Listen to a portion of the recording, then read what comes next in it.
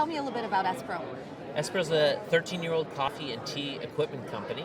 We grew out of the alternative energy space in the west coast of Canada. And what you're looking at is two technologists that have gone to work on making a better cup of coffee and a better cup of tea. So how do you grow a small niche product companies like yours to compete against international giants? So ESPRO has grown by largely social media, word of mouth in the coffee and the tea industry as people discover a better cup of coffee and they talk about it. That's carried us around the world.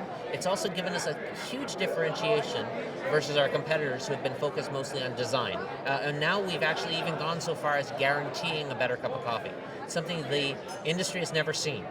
But when you focus on the brew and then you learn that your technology is delivering a better cup of coffee, you can start to make some bold statements like, you know what, it's guaranteed to make it better, and we put it right on our box. So how do you select the next market in terms of knowing where to find the buyers that will go for that best brew? So we have 3 channels into the market: especially coffee and tea, which think of the small, in some ways mom and pop, 5 or 10 locations. And channel 2 is kitchen stores.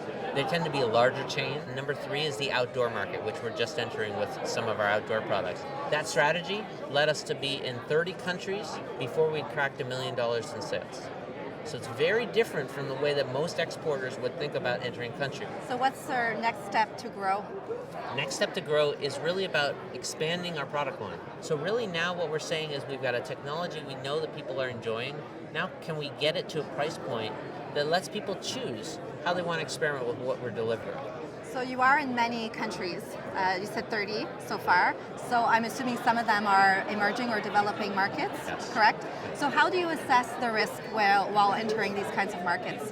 Where there is a market for a product and something's succeeding, someone's going to look at you and say, hey, I want a piece of that.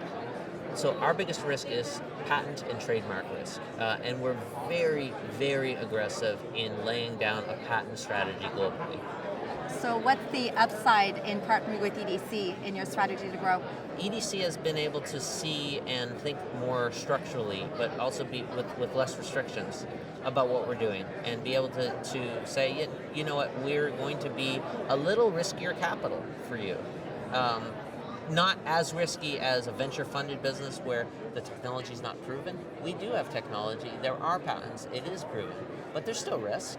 But they're helping us in this middle ground where they know what our story is. They also know what we've achieved so far. They understand that there's actual risk in front of us, and they're comfortable with that risk profile and helping us bridge from what would be high-risk capital, like venture capital or private equity, to the low-risk capital of the banks. And that's incredibly valuable to us as an entrepreneurial business in Canada. That's great. Thank you so much, Bruce. My pleasure.